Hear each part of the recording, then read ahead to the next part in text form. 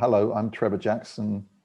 I do many different things visually and sonically, graphic designer, art director. I make music at record labels, do DJing, tons of different stuff.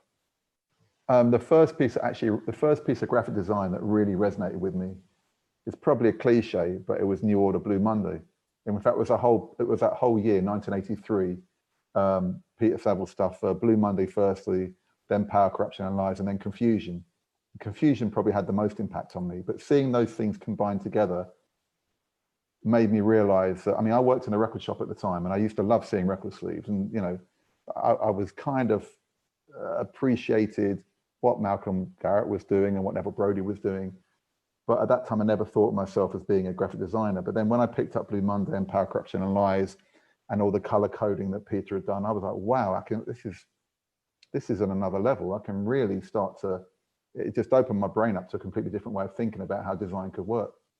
And specifically, I think from that year, I think Confusion is probably my favorite sleeve. In fact, probably my favorite New Order sleeve per se, because I think just the typography on it. And again, that was the first time I actually really appreciated typography on a deeper level. You know, before that, I was always inspired by comic books and video games. That's really what I was into.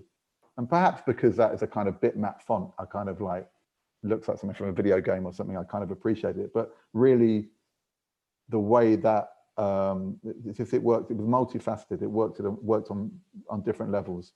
That really inspired me and set me on a path to kind of create in a different way than I was thinking about before. At the moment, I'm actually not doing that much. The year's been kind of busy, but now things have kind of quietened down a little bit. And it's really, I mean, I've been lucky because I know a lot of people that haven't had much work at all, and I've had quite a lot of things to do. But right now it's really forced me to reassess actually what I want to do in the future. I've got a few things I'm doing. I've got a friend of mine, one of my best friends has got a band called Stubborn Heart, and he's got an album coming out next year, and I've got to work on that. And that's pretty hard because A, when you work for a mate, it's really difficult. And B, when your mate says to you, I don't know what I want, it can be anything. I'm like, oh, shit. So he's been chasing me up for the past 3 weeks about, you know, to see something. And I'm like, this is so hard because you've given me no reference whatsoever, apart from the music, which is great. And also he's got really bad taste as well. So it makes it even worse. So that's kind of that's what I'm working on at the moment. It's probably going to take me ages. But yeah, that's where I'm at the moment. My advice to current students is to just be yourself, be original, and have a purpose to what you do. I think having a purpose and the reason behind why you do things is more important than anything else at the moment, because I think anyone can make work that looks good right now.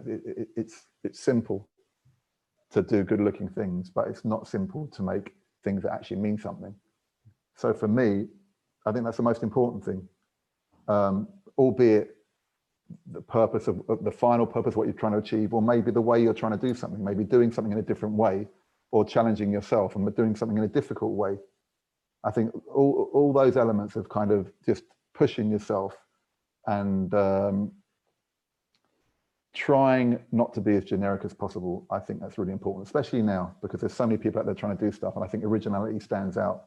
I think it's very easy to think to try to fit yourself into a particular scene or a movement.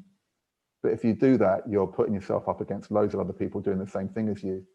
And personally, I've always tried to be quite reactionary in what I do. I've tried to see where there's a gap and see where people aren't doing something and try and do that. Maybe because in some ways, you know, I don't want to compete with other people. And I think, oh, maybe my work's not that good. Maybe if I just do this, then it will stand out more. But at the same time, I just think it forces you to think in a different way.